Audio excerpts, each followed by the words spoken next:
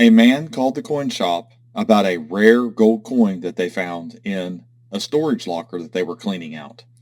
It wasn't the only coin that they found. There were some $10 Indian gold and some other coins, but this one was the most rare and valuable out of all of them. So we talked on the phone a little bit. I did a little bit of research. Unfortunately, the coin was damaged, but he did send it to PCGS to authenticate because it's one of those coins that there's a lot of fakes, a lot of counterfeits out there. So we're going to take a look at this coin. My name is Daniel. You're watching Coin Help You. Thanks for watching my latest video.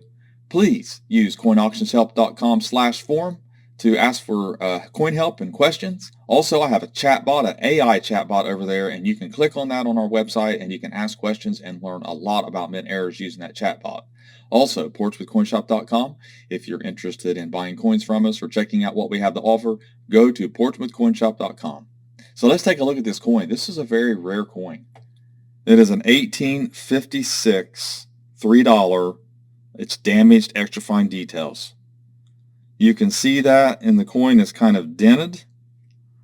And you can look at the reverse of it. You can see that there are some issues, but honestly, it's original other than the little issue that it had. And whatever happened to this coin happened to it a long time ago. And it has worn down since then. As you can see, that damage was probably a lot more pronounced. But I'll tell you what, it has nice eye appeal, even for that. So it's a good thing that it did circulate a little bit. So they were cleaning out a storage locker, and they found some things from the family. They actually contacted the family and said, look, there's some stuff in here. You know, are you sure you don't want anything else? And according to this person, the people were they had a little bit of money, didn't need money. They were concerned about personal stuff for a family member, and that was it. They said, everything else goes. We don't want anything else in that locker. We want nothing to do with it. And he asked him several times. So, you know, like I said, they didn't care. And being at a 34,500 mintage, that is low mintage, and that's not the survival rate either.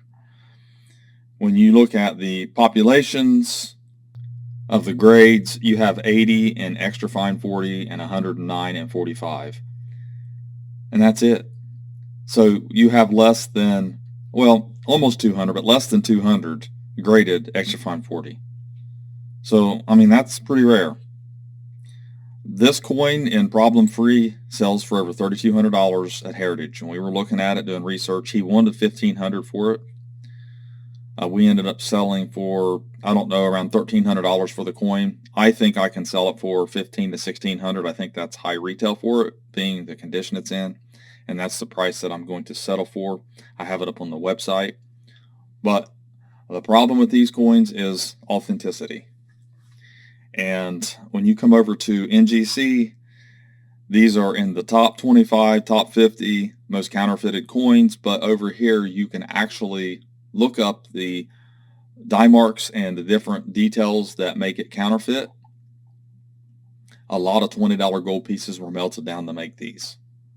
You can make several of these, and they have a high premium with a $20 gold piece. And you'll have the same alloy. They'll be gold.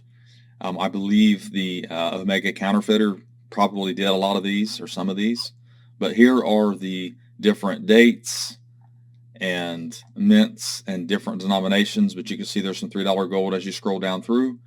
So you can check this out, but I recommend any $3 gold piece just to send it off and have it graded to be sure. But this was a nice little acquisition. I appreciate the person trusting me and making a deal with me to sell it. And they said it was a blessing to them to be able to buy this. They tried their best to tell the family members. The family member just wasn't having it. And it's possible there might have been, you know, he didn't want to get into litigation. He didn't want to get involved in anything but the personal stuff. There were some personal effects that he was interested in, and that was it. So you just never know. I mean, it happens. That's the way it happens sometimes. The storage lockers, it's the first one they ever cleaned out. And I used to watch Storage Wars, and I know a lot of it was scripted and set up and different things. I'm not saying all of it was, but what I'm getting at is that this is a huge find for a storage locker. You just don't see that much. My former partner here, Randy, he owned storage lockers, and he had a bunch of them, and they never found anything like that in all the years they had them. I think they had them 10 to 12 years. There's always mostly junk or that have an auction or, there's rules and ways you have to do things, but most of the time it was bring the dumpster. I mean, that's how it is. So anyways, thanks for watching my latest video. Please like, share, and comment, and have a great day.